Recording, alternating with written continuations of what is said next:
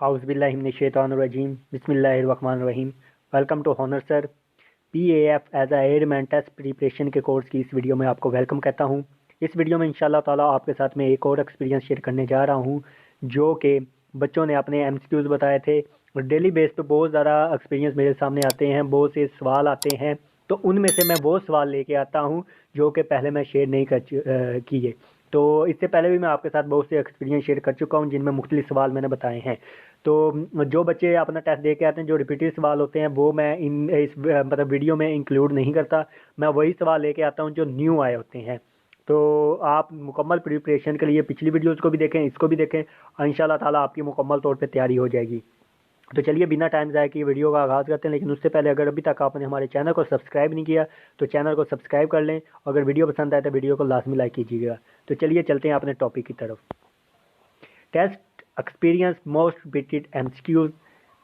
Intelligence की पहले बात करते हैं जी। इंटेलिजेंस का पहला सवाल है जी 53, 53, 54, 54, 27 एंड 27। सो ये सवाल कुछ इस तरह आया था कि आपके पास 53, 53, 54, 54 और 27 इतनी ये सीरीज दी गई थी। नेक्स्ट आपके पास खाली जगह दी गई थी, आपने बताना था कि वहाँ पे क्या आएगा। इसमें कोई प्लस माइनस, कोई जंप, कोई चीज़ मल्टीप्लिकेशन, कोई चीज़ नहीं आपने करनी थी। ठीक है जी। इसमें सिंपली आपने बताना था कि नेक्स्ट नंबर क्या आएगा, क्योंकि पीछे भी एक नंबर को दो दो बार लिख रहे हैं तो नेक्स्ट भी 27 को भी दो बार लिखेंगे तो 27 आपका करेक्ट आंसर था। नेक्स्ट है जी आपके पास 5 मैन वॉक 10 किलोमीटर इन 10 डेज। अगर 5 आदमी 5 किलोमीटर 5 दिन में सफ़र तय करते हैं, 3 मैन 10 किलोमीटर कितने दिनों में करेंगे। ठीक है जी। तो आप यहाँ पे आप देख सकते हैं 5 आदमी 10 किलोमीटर करते हैं जी 10 दिनों में। तो 3 आदमी कितने में करेंगे, तो वो डेफिनेटली 10 दिनों में ही करेंगे, क्योंकि एक जो सफ़र है वो हर बंदे ने 10 दिन में ही करना है। ठीक है। 5 आदमी हैं, 10 हैं, 20 हैं, तो वो जो एक सफ़र है 10 दिन का, वो 10 किलोमीटर जो 10 दिन में करना है वो 10 दिन में ही होगा। चाहे एक आदमी अकेला कर ले, 2 कर ले, 3 कर ले, हर बंदे ने अपना अपना सफ़र करना होता है। तो 3 आदमी हैं तो वो भी 10 किलोमीटर कितने दिनों में करेंगे, 10 दिनों में ही करेंगे। ये थोड़ा सा कंफ्यूज करने के लिए आपको सवाल पूछा गया था। तो इसका एग्जैक्ट जो जवाब है, करेक्ट जो जवाब है वो 10 डेज है। सो नेक्स्ट है जी विच ओड वन आउट। तो इनमें से ओड आपने बताना है जी 2, 5, 9, 15, 14, उसके बाद आपके पास 17 है, 21 है। तो इनमें से आपने डिफरेंट बताना है, डिफरेंट कौन सा है। तो आप यहाँ पे देख सकते हैं आपके पास 14 जो है वो डिफरेंट है, 14 जो है वो डिफरेंट है, क्योंकि बाकी जो है वो ओड है और जो 14 है वो इवन नंबर है। तो जो 14 होगा वो आपका करेक्ट आंसर होगा, क्योंकि ये इन सब में से डिफरेंट है। नेक्स्ट बात करते हैं जी सवाल नंबर 4 इंटेलिजेंस से related. 5 book price is 90 rupees. 9 books की कितने प्राइस होगी। ठीक है जी। तो यहाँ पे आप देख सकते हैं जी 5 किताबों की कीमत आपके पास 90 रुपये है। अब यहाँ पे आप देख लें 90 रुपये की कितनी किताबें हैं जी, 5 है। तो सबसे पहले आपने जितने की भी निकालनी होती है उससे पहले एक चीज़ की आपको कीमत निकालनी पड़ती है। तो जब हम इसको एक चीज़, आप एक बुक की निकालेंगे तो इसको करेंगे तो हमारे पास 18 जवाब आ जाएगा। यानी एक बुक की जो कीमत है वो हमारे पास कितनी है जी, 18 रुपये है। 5 बुक्स की कीमत 90 रुपये थी, तो एक बुक की हमने निकाली जो कि 18 रुपये आई है। तो अब हमने 9 बुक्स की निकालनी है। तो इसको हम 9 से, एक बुक को हम 9 से मल्टीप्लाई कर देंगे तो हमारे पास 72 और 16, ठीक है। तो 162 आ जाएगा, 162 रुपये आ जाएगा। यानी 5 किताबों की कीमत अगर 90 रुपये है तो 9 किताबों की कीमत कितनी होगी, 162 रुपये होगी। तो 162 आपका करेक्ट आंसर था। आई होप आपको सवाल समझ आ गया होगा। जितनी आपको कीमत दी होती है आपने सबसे पहले एक चीज़ की कीमत लेनी होती है और फिर जितनी चीज़ों की आपको रिक्वायर्ड होती है, जितनी आपको सवाल में पूछा गया होता है उतनी से उसको मल्टीप्लाई कर देते होते हैं। तो आपने एक की निकाली जो कि 18 रुपये आई थी, फिर 18 को आपने 9 से मल्टीप्लाई कर दिया तो आपके पास 162 आंसर आ गया। अगला सवाल है जी shoe is to foot and hand is to. अगर शूज़ का ताल्लुक पैरों से है, यानी जो जूते हैं वो पैरों में पहनते हैं, तो हाथों में क्या पहनते हैं, वॉच। ठीक है। तो यहाँ पे वॉच नहीं आएगा, सॉरी, यहाँ पे आपका जो एग्जैक्ट जवाब होगा वो ग्लव्स होगा। ठीक है। तो क्योंकि जूते पैरों में पहने जाते हैं तो हाथों में ग्लव्स पहना जाता है। तो यहाँ पे आपने करेक्ट कर लेना है, ये गलती से लिखा हो गया। यहाँ पे आपका जो करेक्ट आंसर होगा वो ग्लव्स होगा। ठीक है जी। तो यहाँ पे ग्लव्स आपका करेक्ट आंसर है, वॉच नहीं। ठीक है, तो आपने इसको करेक्ट कर लेना है। नेक्स्ट है जी आपके पास इंग्लिश का एक्सपीरियंस, आपके साथ कुछ सवाल शेयर करूंगा। ही डैश टेलीविज़न बिफोर स्लीपिंग, तो वो सोने से पहले टीवी देखती है। तो यहाँ पे आपके पास प्रेजेंट इंडेफिनिट की बात हो रही है, ता है ती है जिसके लास्ट पे आता है।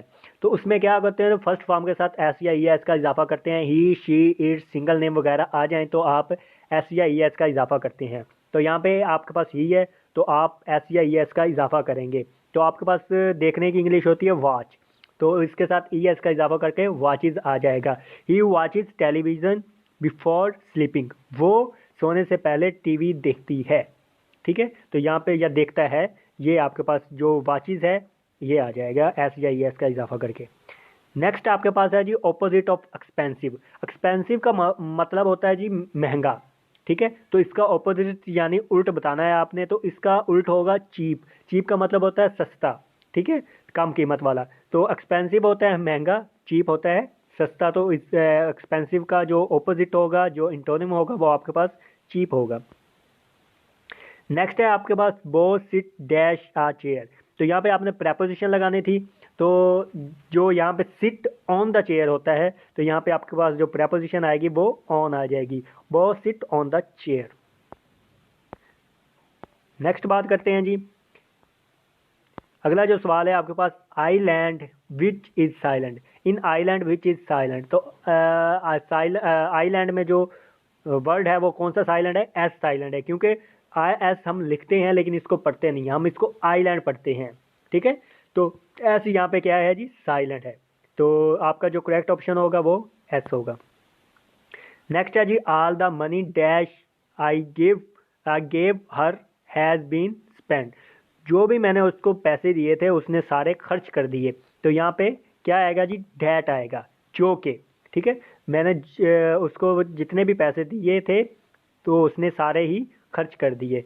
All the money that I gave हर, जो कि मैंने उसको दी थी, हैज़ बीन स्पेंड, उसने सारे पैसे वो खर्च कर दिए, या वो सारी की जो मनी है वो खर्च कर दी। ठीक है, तो यहाँ पे डैट आ जाएगा। नेक्स्ट बात करते हैं जी फिजिक्स के सवालों की। फिजिक्स का जो पहला सवाल है, unit of light. Unit of light होता है जी कंडेला, तो इसको कंडेला कहते हैं। ठीक है, तो लाइट का यूनिट क्या होता है, कंडेला। नेक्स्ट है जी, proton is 1837 time heavier than electron. तो पिछली वीडियो अगर आपको याद हो, जिसमें मैंने पिछला एक्सपीरियंस में आपको मुकम्मल तौर पे जो हमारा एटम की साख थी वो मुकम्मल तौर पे समझाई थी कि एटम में क्या होता है जी, न्यूक्लियस होता है, उसके अंदर प्रोटॉन और न्यूट्रॉन होते हैं, और इन दोनों का साइज आपस में तकरीबन बराबर होता है। न्यूट्रॉन थोड़े से बड़े होते हैं, ठीक है, और जो इलेक्ट्रॉन होते हैं वो इधर गिर्द घूम रहे होते हैं, और इलेक्ट्रॉन का जो साइज होता है प्रोटॉन और न्यूट्रॉन की निस्बत बहुत कम होता है। अगर न्यूट्रॉन को पूछा जाए तो न्यूट्रॉन 1842 गुना बड़े होते हैं इलेक्ट्रॉन से। अगर प्रोटॉन का पूछा जाए तो प्रोटॉन 1837 गुना होते हैं। तो ये आपने याद रखना है, न्यूट्रॉन 1842 और जो प्रोटॉन है वो 1837 गुना बड़े होते हैं इलेक्ट्रॉन से। तो ये भी सवाल आपसे पूछा जा सकता है, और इन दोनों में डिफरेंस थोड़ा सा होता है, 1 पॉइंट समथिंग जो डिफरेंस होता है, क्योंकि न्यूट्रॉन थोड़ा सा बड़ा होता है प्रोटॉन से, 1.87। ठीक है, तो ये भी आपसे पूछा जा सकता है न्यूट्रॉन प्रोटॉन से कितना बड़ा होता है। तो दोनों का तकरीबन जो साइज होता है वो बराबर होता है, लेकिन 1.87 आगे भी है कुछ, तो इतना फ़र्क होता है इन दोनों में। ठीक है, आई होप आपको कंसेप्ट क्लियर हो गया होगा। नेक्स्ट है जी, यूनिट ऑफ कैपेसिटेंस कार्ड। तो यूनिट कैपेसिटेंस का जो यूनिट होता है वो क्या होता है जी, फैराड होता है। तो पिछली वीडियो में मैं आपको कैपेसिटर और कैपेसिटेंस के बारे में बता चुका था। इसके रिलेटेड जो इसका फार्मूला होता है, इससे रिलेटेड आपको न्यूमेरिकल भी मैंने बताया था, आ सकता है। कैपेसिटर क्या होता है, कैपेसिटर की डेफिनेशन आपको बताई थी, कैपेसिटेंस की डेफिनेशन बताई थी। ठीक है, तो इसमें यहाँ पे कैपेसिटेंस का आपसे यूनिट पूछा गया, कैपेसिटेंस का यूनिट आपके पास फैराड होता है। और ये कैपेसिटर और कैपेसिटेंस वाले आपने फार्मूले को लाजमी याद रखना है, इससे रिलेटेड आपको न्यूमेरिकल भी आ सकता है, जो कि बहुत ज़्यादा इंपॉर्टेंट है, बहुत दफ़ा आता रहता है। नेक्स्ट है आपके पास सवाल जो है, dogs capacity of to hear sound. जो कुत्ता है उसकी जो साउंड कैपेसिटी होती है, हेयरिंग साउंड कैपेसिटी होती है, वो कितनी होती है, वो 20,000 हर्ट्ज से लेकर 25,000 हर्ट्ज तक होती है। पिछली वीडियो में मैंने आपको बताया था कि इंसान की अगर कैपेसिटी पूछी जाए तो वो 20 हर्ट्ज से लेकर 20,000 हर्ट्ज होती है, यानी मिनिमम वो 20 हर्ट्ज तक सुन सकता है और मैक्सिमम 20,000 हर्ट्ज तक की वॉइस सुन सकता है। तो यहाँ पे आपको डॉग की पूछी गई है, तो आपने अपनी बुक में जाकर चेक कर लेना है, जिसकी बुक में दी गई है, डॉग की दी गई है या और भी किसी चीज़ की दी गई है, तो वो उन चीज़ों को आपने याद कर लेना है। ये भी सवाल बहुत ज़्यादा इंपॉर्टेंट है कि आपसे उसकी साउंड फ्रीक्वेंसी पूछी जा सकती है, साउंड की हेयरिंग पावर या हेयर कैपेसिटी आपकी पूछी जा सकती है कि कितनी होती है। तो इसकी जो डॉग की फ्रीक्वेंसी होती है, हेयरिंग फ्रीक्वेंसी होती है, वो 20,000 हर्ट्ज से 25,000 हर्ट्ज होती है, और जो इंसान है उसकी जो फ्रीक्वेंसी होती है वो 20 हर्ट्ज से लेकर 20,000 हर्ट्ज होती है। तो ये भी आपने याद रखना है। नेक्स्ट है जी, kelvin is the unit of. Kelvin किस चीज़ का यूनिट है? तो केल्विन टेम्परेचर का यूनिट होता है। सेल्सियस भी होता है, ठीक है। उसके बाद आपके केल्विन होता है। तो ये तमाम जो यूनिट होते हैं वो आपके पास टेम्परेचर के होते हैं। पिछली वीडियो में मैंने आपको बताया, एक एमसीक्यूज समझाया था, जिसको आपने सेंटीग्रेड को आपने केल्विन में कन्वर्ट करना था और बताना था कि जो मतलब केल्विन में होते हैं वो कितने होते हैं, ठीक है। सेंटीग्रेड के हवाले से मतलब कि पानी का पूछा गया था शायद, या किसी और चीज़ का पूछा गया था कि इसका जो बॉइलिंग पॉइंट या फ्रीजिंग पॉइंट होता है वो केल्विन में क्या होगा, तो वो आपने बताना था, ठीक है। तो वो भी आप लाजमी याद करें, उस वीडियो को भी लाजमी देखें। नेक्स्ट बात करते हैं जी मैथ के सवालों की। तो मैथ का पहला सवाल जी, matrix having equal number of rows and columns. वो मैट्रिक्स जिसमें कॉलम्स और जो रोज होती हैं उनकी तादाद बराबर होती है, वो क्या कहलाता है जी? स्क्वायर मैट्रिक्स कहलाता है। तो मैट्रिक्स में आपके पास, आपको पता है, जो इस तरह हॉरिजॉन्टल लाइंस होती है उनको हम रोज कहते हैं, और जो इस तरह वर्टिकल होती है उनको हम कॉलम कहते हैं। तो अगर आपके पास जो कॉलम और जो रोज हैं उनकी तादाद बराबर हो, यानी यहाँ पे आप देख सकते हैं रोज आपके पास 2 हैं, कॉलम भी आपके पास 2 हैं, तो 2/2 है, ठीक है। इसका जो मतलब कि रोज और कॉलम जो हैं बराबर हैं, तो इसको हम क्या कहेंगे? स्क्वायर मैट्रिक्स कहेंगे, जिनमें कॉलम और जो रोज हैं उनकी तादाद बराबर होती है, वो हमारे पास स्क्वायर मैट्रिक्स कहलाता है। और जिनमें बराबर नहीं होती, ठीक है, उनको क्या कहते हैं, वो भी आपने याद रखना है, ठीक है। इसी तरह और भी सवाल हैं, जिस तरह मैंने पिछली वीडियोस में आपको समझा दिए हैं, आइडेंटिटी मैट्रिक्स, ठीक है। और भी जो मतलब कि, और इसके अलावा जो सिक्योर मैट्रिक्स और भी जो थे आपके पास, आप मुझे ज़हन में नहीं आ रही, इससे रिलेटेड और भी सवाल आए थे आपको मैट्रिक्स के हवाले से, तो वो भी मैंने आपको बताए थे, तो वो आपने लाजमी याद रखने हैं, ठीक है। तो यहाँ पे जिसमें रोज और कॉलम की तादाद बराबर होगी उनको हम स्क्वायर मैट्रिक्स कहेंगे। इसके अलावा इसकी जितनी भी 10 से 12 जो काइंड्स हैं मैट्रिक्स की, जो आपके पास रो मैट्रिक्स है, ठीक है, उसके बाद कॉलम मैट्रिक्स है, स्क्वायर मैट्रिक्स है, ठीक है, और भी जो आगे फर्दर हैं उनको भी आपने याद रखना है, ट्रांसपोर्ट मैट्रिक्स है, ठीक है। तो इन सब को आपने याद रखना है। तो इन सब की आपने डेफिनेशन एक बार देख लेनी है। नेक्स्ट है आपके पास जी, common logarithm have base. Common logarithm की बेस क्या होती है जी? तो वो 10 होती है। पिछली वीडियो में मैंने आपको बताया था नेचुरल लॉगरिथम की बेस क्या होती है, तो वो कांस्टेंट ई होती है, जिसकी वैल्यू भी मैंने आपको बताई थी, ठीक है। तो यहाँ पे अगर आज पूछा गया है जी कॉमन लॉगरिथम की वैल्यू क्या होती है, तो कॉमन लॉगरिथम की वैल्यू 10 होती है। तो आपने नेचुरल लॉगरिथम की वैल्यू भी याद रखनी है, और जो कॉमन लॉगरिथम है उसकी वैल्यू भी याद रखनी है। तो कल भी मैंने वैसे ही आपको बताई थी कि कॉमन लॉगरिथम की वैल्यू 10 होती है, तो आज ये सवाल भी आ गया। नेक्स्ट है जी आपके पास 8x + 9b। ये एक आपके पास इक्वेशन है, इसमें 8 एंड 9 आर क्या है जी? कोफिशिएंट होते हैं। जो आपके पास x और y के साथ वैल्यूज होती हैं उनको हम कोफिशिएंट कहते हैं, ठीक है। जो जिनके साथ x या y नहीं होता उसको हम कांस्टेंट कहते हैं, ठीक है। तो ये सारे आपने चीज़ें, और जो साथ होते हैं x y z, इनको वेरिएबल कहते हैं। ये तमाम चीज़ें आपने याद रखनी है, ठीक है।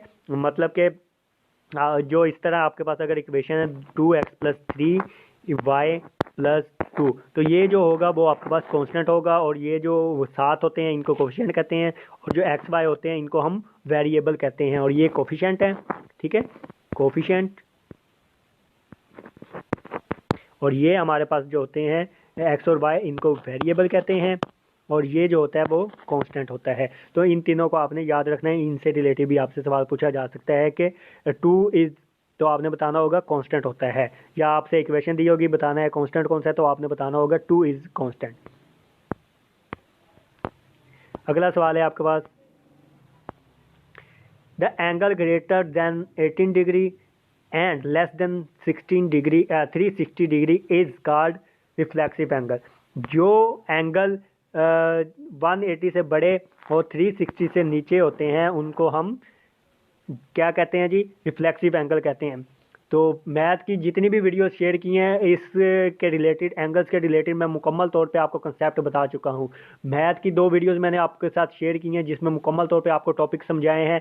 उसमें आपको जो ट्राइंगल की टाइप्स हैं वो भी मुकम्मल तौर पे, ट्रिग्नोमेट्री भी आपको मैंने समझा दी है, लॉगरिथम के फार्मूलाज भी समझा दिए हैं, सम इंपॉर्टेंट फार्मूलाज भी उसमें बताए थे जो कि आपको बार बार रिपीट हो रहे हैं, उससे रिलेटेड आपको सवाल आ सकते हैं। ठीक है, वो फार्मूलाज भी आपको मैंने बता दिए थे। उसके बाद आपको एंगल के हवाले से भी मैंने बता दिया था, एंगल के हवाले से कौन कौन से जो हैं सवाल वो आपको आ सकते हैं।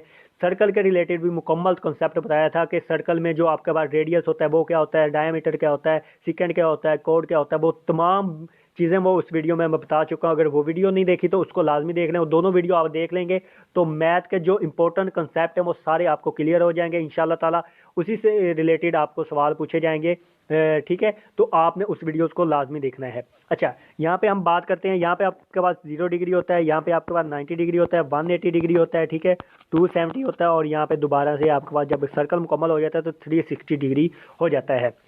तो यहाँ पे वो पूछ रहा है कि 180 डिग्री और 360 डिग्री यानी 180 से जो अबव है यहाँ तक का जो एंगल होता है इसको हम क्या कहते हैं जी, रिफ्लेक्स एंगल कहते हैं, रिफ्लेक्सिव एंगल कहते हैं। ठीक है, इसी तरह आपसे पूछा जा सकता है 0 से लेकर 90 डिग्री तक का, तो मैंने बता चुका हूँ अक्यूट एंगल होते हैं जो 90 से छोटे होते हैं, और 90 का जो एंगल होता है इसको हम राइट एंगल कहते हैं, और जो 90 से बड़े होते हैं उसको हम ऑब्ट्यूज एंगल कहते हैं। ठीक है, तो ये चीज़ें आपने याद, जो 80 डिग्री का होता है उसको हम स्ट्रेट एंगल कहते हैं।